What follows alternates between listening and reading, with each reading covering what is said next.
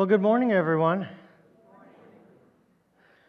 So, last week we gave you a little update on our project. If you're not familiar, during the big snowstorm, we had a pipe burst in our other building over on the other side, which is where our youth generally gather and have their programs. And because of that, we had to make an insurance claim, and long story short, the deductible was significantly higher than we thought it was going to be because of a change that they made in our policy. And so we came to the church and asked for a little bit of help in making sure we could get that done in a timely manner. And a couple weeks ago, we set the goal of $10,000. And before I turn this around, I want you to tell you, do not worry, okay? We have not lost money. I'll explain to you what happened. Okay. Now, last week, we were at 9,500, right? We were like right up here. And here's what happened. Jennifer Pierce specifically came to me after church and said, if we overflow the wet dry vac with water, won't that just make the flooding worse?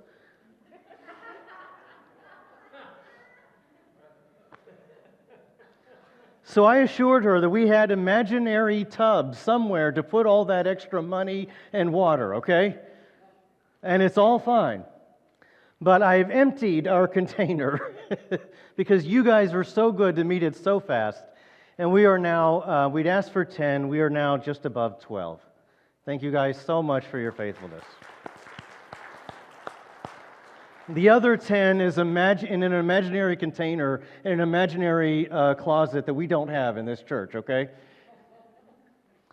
Also, I'd like to point out that thank you so much for your generosity. The extra amount will keep us from having to spend as much out of our own operating funds, which will allow us then to stay a little bit ahead as we have been, which is a huge help, and thank you. I'll also keep in mind that we do have other projects we've been putting off for a long time, and specifically our elder over the finance wanted me to tell you we have other projects in store, okay? There's a parking lot out there that could use some attention. There's some things in the building that could use some attention. And anything that goes over in the emergency fund is there when we decide to take those projects on. Also, you know, I mean, my office needs to be a little bit bigger, and I'm teasing, of course. But I do want to thank you guys for your faithfulness. I've really been blown away. This is something that the year started out in an odd manner, and I was very anxious, and by the grace of God, it has worked out well. If you want to keep giving, by all means, please do. Simply write emergency fund in there, and we will continue to store up for future projects. But at this point, I don't want you to think that this is sad, okay? I've got to figure out somehow how to write on here one whole bucket plus this. Erica, you want to figure out how to do that? You'll type it out. Okay, good. Okay, just on a regular sheet of paper or what? I'm not crafty. Okay. Now we'll move on. I wanted to get that out there so that we were all on the same page. But we are now starting a new series. We just finished out a series that I really enjoyed about the lost causes and God reaching out to those that maybe the world gives up on. And today, I really wanted to kind of start a book. I wanted to get through one small book of the Bible before we get into Easter, and I landed on the story of Esther. And it's a really interesting book. It's one that you've sort of maybe heard the story, but you may not know all the details about it or why it matters so much. But in particular, in this series, I want to focus on what we're calling this is the hidden God. And this is why. Sometimes in life, I don't know if you ever noticed this, but sometimes you're crying out to God and it just seems hard to find Him.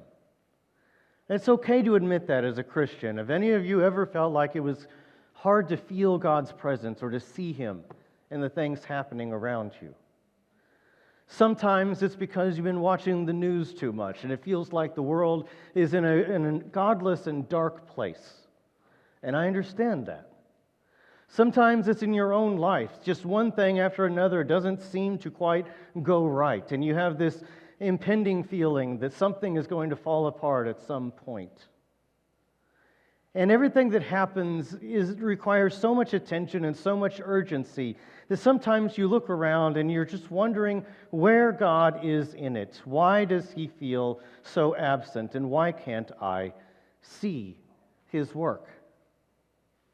And I think it's important that we talk about this because it's an honest part of the Christian experience, and it's something that all of us have probably gone through at one point or another if we have taken seriously our desire to follow God. And I think that Esther is the perfect book to explore this because famously, how many times in the Protestant Bible, I'll specify there, does the book of Esther mention God directly? Anyone know? 0. It's a little known biblical fact. Not everybody knows it, but it's true. You can go through the pages of the book of Esther and you will not find God mentioned directly. Fascinating. Why would that even be in the Bible, right? And I think that gives some reason to explore and wonder why, and to look into it deeper. Now, I did mention Protestant Bibles. I'll give you the reason for that, just so you know. There'll be no test on this later, but if you would like to know, Catholic Bibles are based on the Greek version of the Old Testament. Protestant Bibles are based on the Hebrew version of the Old Testament. Why we happen to do it that way, we can get into that someday, but the point is that the Greek version of the book of Esther actually adds a couple things, in particular some prayers. And so it does talk about God directly in the Greek version, which is the Catholic version. The Protestant version feels that we needed to stick with the original languages, so it goes with the Hebrew version that doesn't have those extra prayers, and God is not mentioned. Fascinating, I know. You guys are all just blown away by all of this. But I wanted to mention that. Now, the idea that God is not mentioned does not change the fact that this book is largely about God. And I know that's a strange thing to say, but when I teach the Bible, when I talk about it with people, I try to emphasize this one thing. No matter what story you're reading in the Bible, who is the main character? God. Because the Bible is trying to tell you something about God, who he is, what he desires, what he's about, why he loves you. So every story, to some degree, the main character is God. And so even when you're reading about David, it's about God. And when you read about him killing Goliath, it's not about human bravery. It's about dependence on a God who has power over all the evils and all these big things and all the obstacles in your life. It's always ultimately about God. Now, the book of Esther doesn't mention God, but it doesn't change the fact that it is largely a book about God. Every story, the main character is God. Just finding him may be a little harder in this case. And so we're talking about the hidden God, the God we can't find, and we're going to find him in the book in which he may be the hardest to find. So with that in mind, let's dig into the book of Esther. Now, Esther begins with a couple of chapters that describe for us a world that feels incredibly godless and remote from the God of the Jews. To give you a little bit of context, one of the main characters of the book, besides Esther, is her cousin by the name of Mordecai. Mordecai, we are told that he is living in a faraway land in the city of Susa at the palace in which the king of the Medes and the Persians is reigning over his empire, long way from Jerusalem. Not to mention the fact that probably Mordecai has never been to Jerusalem. He grew up his entire life far away from home with no connection to the old Jewish temple and the way of life. In fact, we're told that Mordecai's great-grandfather was in Jerusalem when they went into exile from the Babylonians. And since then, I doubt anyone in his family had ever stepped foot in Israel. They are remote and far away. Think about your great-grandfather. I don't know about you. I don't think I ever met my great-grandfather. Any of them. They were probably born around 1900, maybe? I don't know. That's a long time ago, which means that entire generations have come and gone with no connection to the Israelite worship or the temple or anything of that nature. They are living far away. In fact, he's working for a foreign king over another empire in a faraway land, completely remote and far from God. And then he goes on and he tells his cousin Esther to continue in the tradition of the Persians and the Medes. And remember, when Daniel is in exile, he argues against it. He doesn't eat the food of the king, and he prays even to his own God rather than to the God of the empire or the king. But Esther has doesn't appear to have any qualms about being as Persian as possible to get by. What I'm getting at is how far removed they are. These could be the two least Jewish heroes in the Bible. You know what I'm saying? They've been separated from God for a long time. And he's definitely hidden in the story. So the book actually starts out with the story of I'll say, godless party. Picking up in chapter 1, we're just going to start in verse 4. And we find out about this King Xerxes, a Persian king. It says, for a full 180 days. By the way, that's a long time. That's half a year, basically. For a full 6 months, King Xerxes, wow, that's terrible. Okay. Xerxes displayed the vast wealth of his kingdom and the splendor and glory of his majesty. He seems to like to show off. He's probably gathering his nobles together in order to ask a favor of them or to go to war. He's trying to create that diplomacy by throwing a 6-month-long party. When these days were over, the king gave a banquet lasting 7 days, to just close it off because 180 days wasn't enough. For all the people, from the least to the greatest, who were in the citadel of Susa. That's basically his palace in the city of Susa, where he's reigning. He throws this huge party for 6 months, and then he does another 7 days just to get things done and to honor all this. Okay. Verse 6, it describes to us the immaculate wealth of this entire get-together, which, by the way, is extremely over the top. Last week we talked about prodigal being wastefully excessive. This is prodigal to an extreme. The garden had hangings of white and blue linen, fastened with cords of white linen and purple material, to silver rings on marble pillars. There were couches of gold and silver on mosaic pavement of porphyry, marble, mother of pearl, and other costly stones. You know how I know it's fancy? I don't know what any of these things are. That's how I know it's fancy, okay? I don't go to parties like this.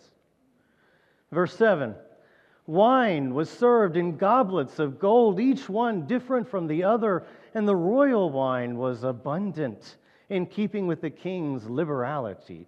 Liberal, in this case, is generous, lots of it. By the king's command, each guest was allowed to drink with no restrictions. For the king instructed all the wine stewards to serve each man what they wished. So not only is it a fancy party, it's a fancy party with a lot of alcohol. That's what it is. And he's showing off to his nobles, trying to gain support for whatever idea it is he's been pitching to them for 6 months. And it is a big party, showing off his wealth. He apparently likes to do these things and does them well. And by the way, that's not the only party going on. In verse 9, we are told, Queen Vashti also gave a banquet for the women in the royal palace of King Xerxes. I'm guessing whoever wrote this did not get to go to the ladies' party. Otherwise, he would have described more to us. But we have these competing parties going on. The men gathered in one place and the women gathered in another place. And it is godless, and it is dark, and it is drunken, and it is elaborate. Interesting way to start a book about God. Now, we're getting into this, and I guess this is kind of silly, but you know what can happen when guys get together in one place and girls get together in another? And how sometimes it doesn't always go well. In my hometown, or not my hometown, in where we had our last ministry in Thayer, Kansas, I remember because it was a very small town feel. You know, there were, what did we say? There were like 400 people in the whole town, something like that. And it was really funny because you just knew how everything operated if you lived there long enough. And you knew that the old farmers, the men in town, they all got together at like 5 in the morning because none of them sleep, apparently, because they're farmers. And they get together at the local gas station and drink their coffee and sip and talk about what's all the going-ons in town. And you knew if you needed to find any of those old farmer men, you could go to the coffee shop at 5 a.m. and find them. Likewise, there was another part of town where the women went. And all their wives were over at this little diner they had called the 169 Cafe, I believe. And that's where all the ladies got together and talked about all the happenings and going-ons in town. And if you wanted any message to get across, you simply told a couple of key ladies who went to that get-together every day, and the whole town would know about it by tomorrow. And that's the way it was. You had the men's meeting and you had the women's meeting, and they talked about each other and complained about each other and gossiped about the things around town. Does this sound familiar to anybody at all? Okay. Now here we are in an ancient sense doing something kind of similar. You've got the men's party and you got the women's party, and I imagine they're probably talking about each other. They're probably complaining. They're probably talking about all the things going on in the empire and everything that different people are getting wrong. And why does your husband disrespect my husband? And, we need to get together next fall and have another one of these parties. And, whatever it is that goes on. And they're doing all these things, and it's really funny and it's really interesting. And all of a sudden, it might have been okay until the alcohol got in the way and won out. Because all of a sudden, in his brilliant of thought, King Xerxes gets another fantastic idea. We're now down to verse 10, I believe. On the 7th day, so at the very, very end, when King Xerxes was high in spirits from wine, just so you understand, that is not the Holy Spirit he is high on, okay? He commanded the 7 eunuchs who served him, and if you're following in your Bibles, I'm not going to say all those names because it would take up half of my slide and you wouldn't remember them anyway. So their names are ... okay? The 7 eunuchs who served him, he commanded them to bring before him Queen Vashti wearing her royal crown in order to display her beauty to the peoples and nobles, for she was lovely to look at. What a kind, beautiful idea from a drunken old man. And so, essentially, if I were to be, writing a play version of this, I think what Xerxes probably said was something like, "Come here, toots, let me show you off." And whatever it was he demanded at this very ungodly event was probably more suggestive than it sounds. I don't know if he picked out the outfit or if he preferred no outfit, but he wanted her to come over and show her off. This is godless, drunken, dark, and God is nowhere to be seen for the opening of a story about a hidden God. You're following? Now, funny enough, Queen Vashti doesn't take terribly kindly to this suggestion. Verse 12. But when the attendants delivered the king's command, Queen Vashti did what? Refused to come. She said no to the king. Crazy, right? Then the king became furious and burned with anger. And all of a sudden, this great party has a downer. The queen doesn't want to do what the king says.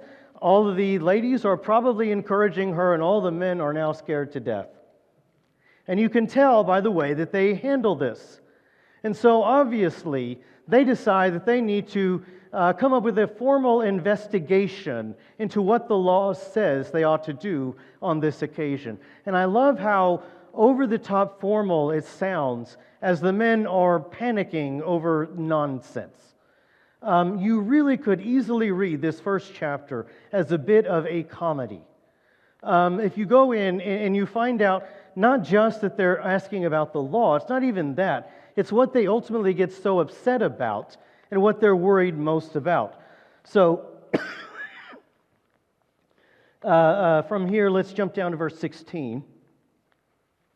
I find this personally hilarious. I don't know, maybe my sense of humor is different, but hear me out. When Memucan, that was one of the dots, by the way, in the description. Then Memucan replied in the presence of the king and the nobles, Queen Vashti has done wrong, not only against the king, but against all the nobles and the people of all the provinces of King Xerxes. In other words, your wife wronged me too. All of us in this room have been wronged. Why? Verse 17, for the queen's conduct will become known to all the women. You know, over there in their party, they're probably talking about it right now. And so they will despise their husbands and say, well, King Xerxes commanded Queen Vashti to be brought before him, but she would not come. Which leads to, this very day, the Persian and Median women of the nobility who have heard about the queen's conduct will respond to all the king's nobles in the same way. And then this is their real worry. There will be no end of disrespect and discord. If we don't act now, panic. Nothing will ever be the same. The women won't listen to us. They'll disrespect us. We won't be able to control them anymore. If we don't... Excuse me.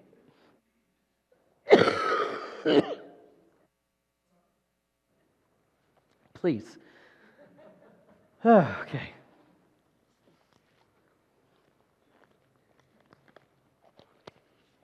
If we don't do something about this right now, everything changes. And so they decide they've got to make an example out of her. And in order for these godless men to continue to have their control, they have to come down hard. By the way, if I were Queen Vashti, I would say something like, but weren't you drunk and trying to show off to your buddies? Yeah, but that doesn't matter. You broke the law. You know? That's the problem with this. And so they decide to come up with some response. And eventually they do depose Queen Vashti. She is no longer queen. We're not told what happened to her. But obviously she lost her agency, she lost her title, and she was probably banished or worse. Sadly. Now, with that in mind, they now have to come up with an idea to replace her. And I really wonder if they were still on the wine when they came up with this plan. Because their plan was essentially to hold what I would describe as, you know the TV show The Bachelor?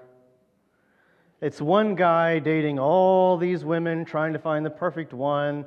And I mean, I haven't watched it, but I think there's something about a rose that he gives to the one who travels to the next round, and then, you know, it's whatever. Did I get that close to right?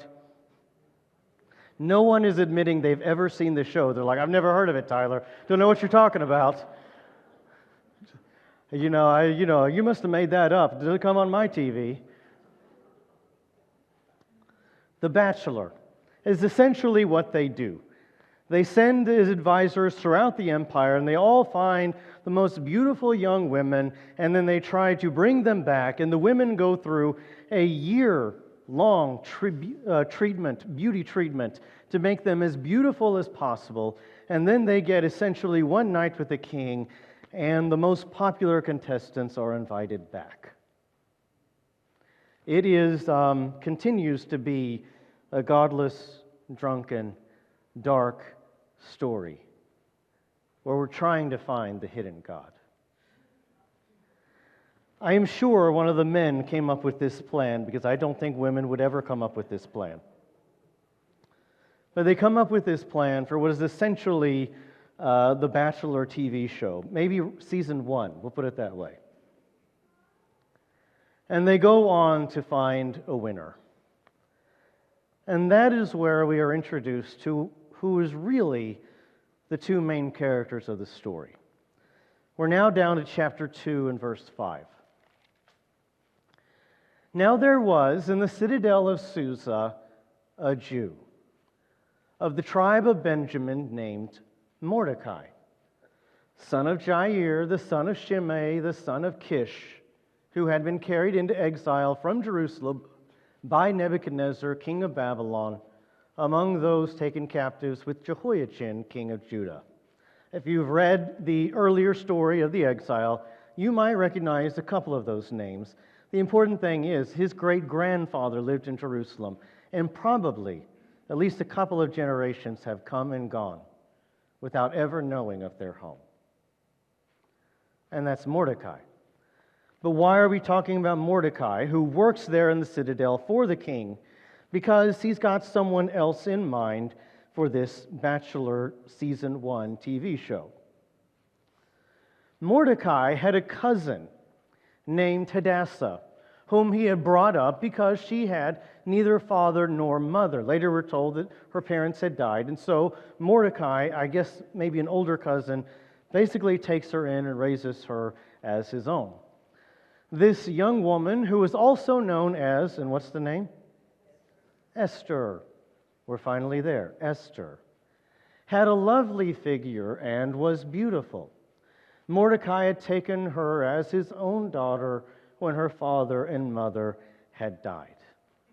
Now, as we'll get into and understand, Mordecai's idea is to send Esther in to the contest.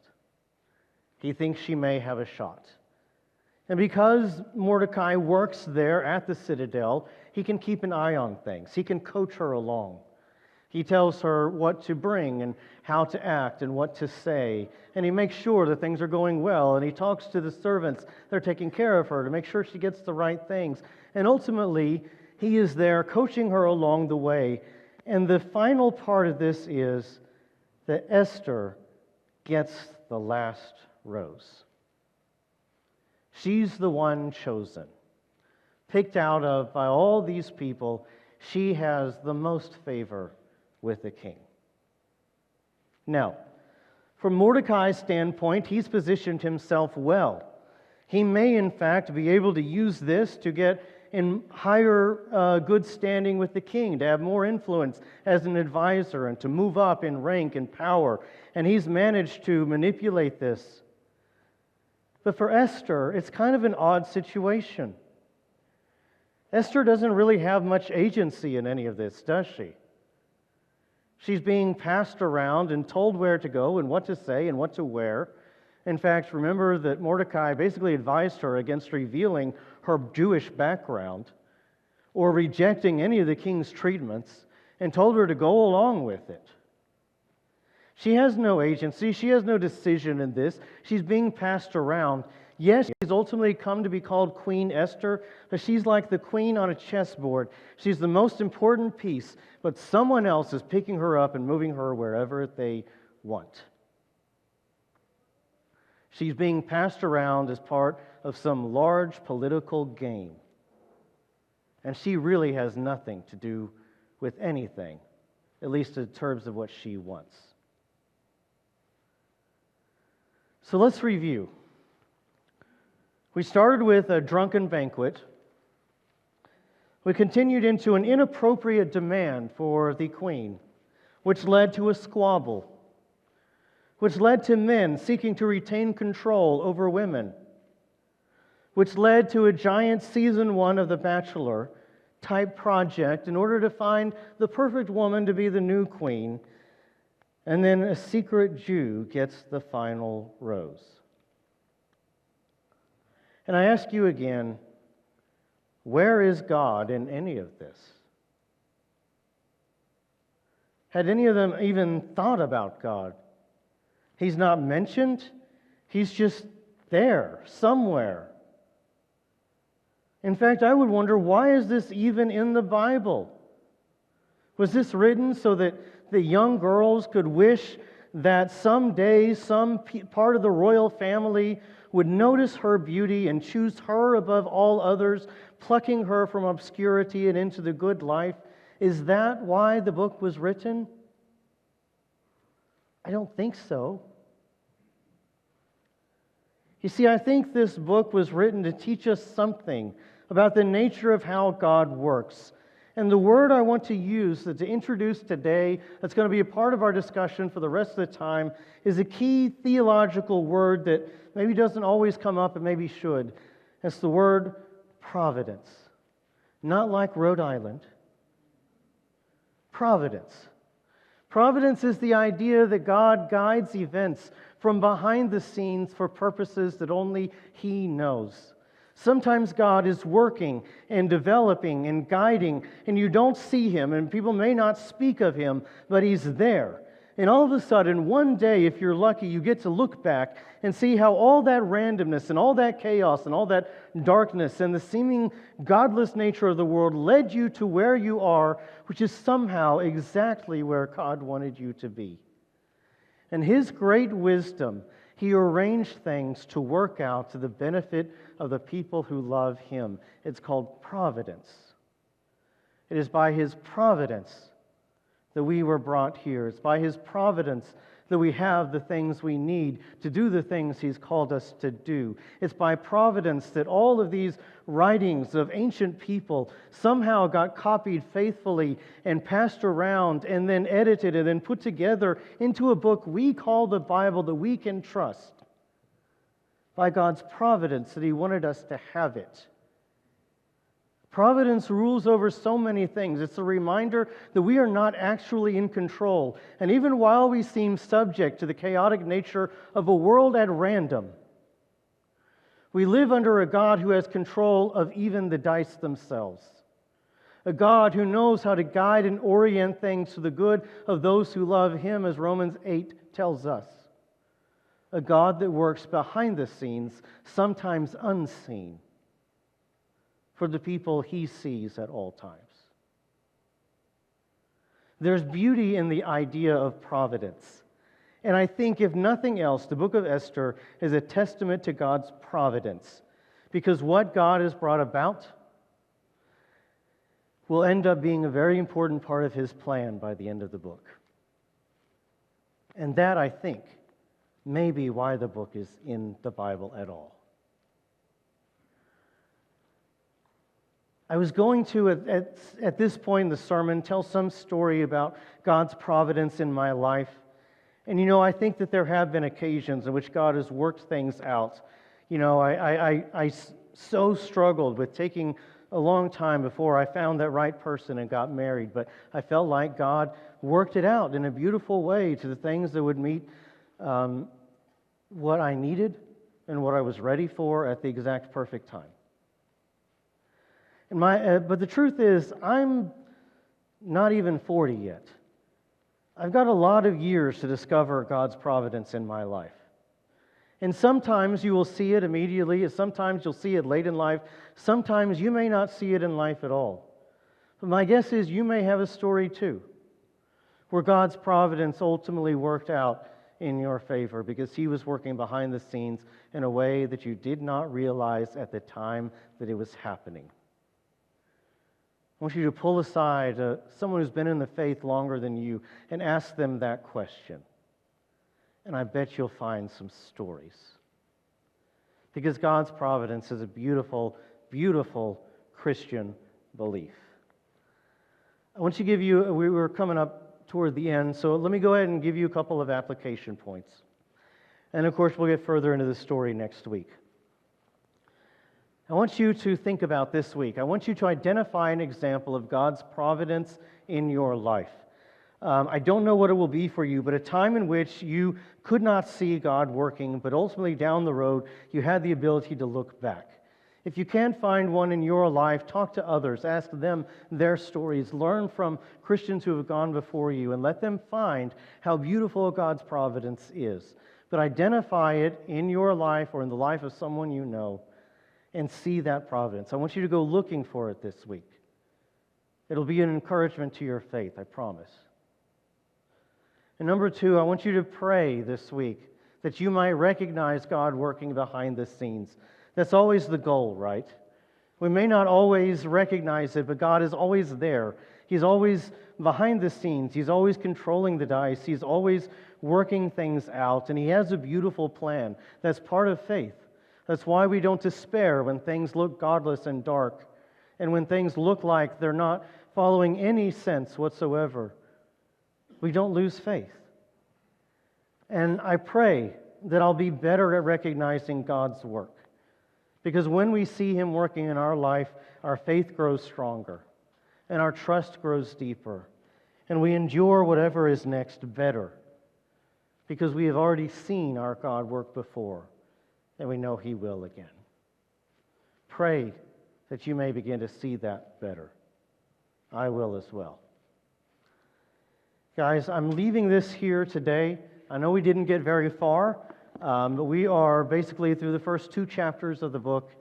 It starts with what seems like chaos and godlessness, but it ends in God's masterful plan coming together. It is essentially the story of providence, and I can't wait to tell you the rest of the story. So if you would, bow your heads one more time. God, I thank You for the fact that You work behind the scenes in ways that we don't always even recognize. And even when it appears that this world is full of happenstance, we know that in a very real way, You are there for Your people, often working things out for their own good and for the good of Your kingdom. I pray, God, that we might not lose hope when things seem dark, but instead we might grow to recognize with our spiritual eyes Your presence and Your activity, even in what seems bizarre to us. Because, Lord, we admit that You are wiser than we are. You know better than we do, and we submit to Your will on all things. So, God, only open our eyes this week to see You again, and may You be praised in it. We thank You and love You. In Your Son's name we pray. Amen.